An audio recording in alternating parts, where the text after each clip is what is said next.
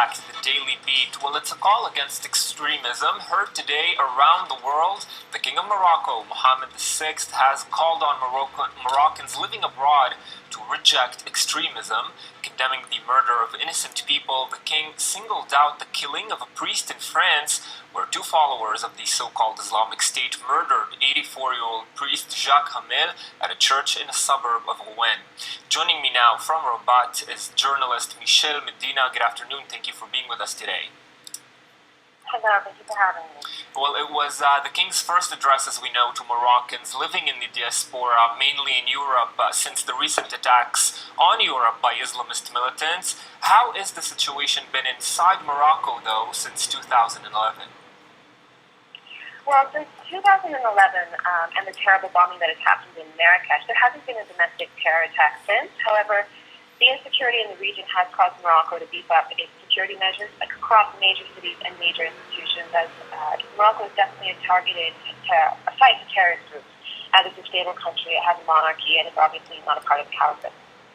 And Michelle, as you know, European citizens were of Moroccan descent specifically were often implicated in some of these attacks that took place in Europe. Yeah. What would you say is the king's role, in his view at least, in battling radical Islamism?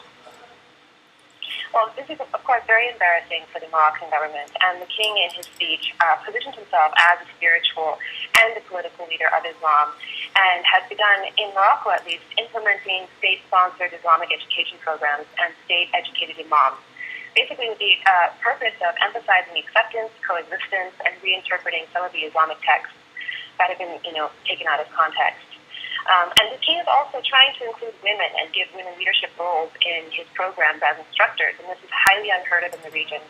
So the king really wants Morocco to stand out in other ways as a progressive state, exporting intellectuals and leaders known for their values, not just as terrorists.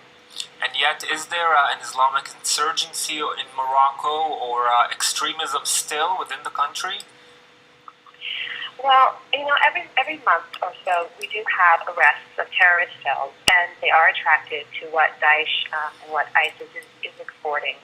But for the moment, all the king can do in the short term is share intelligence, and the government and the police have been working overtime, basically tracking these groups, and whatever they do find out, they share with other countries, France and other nations.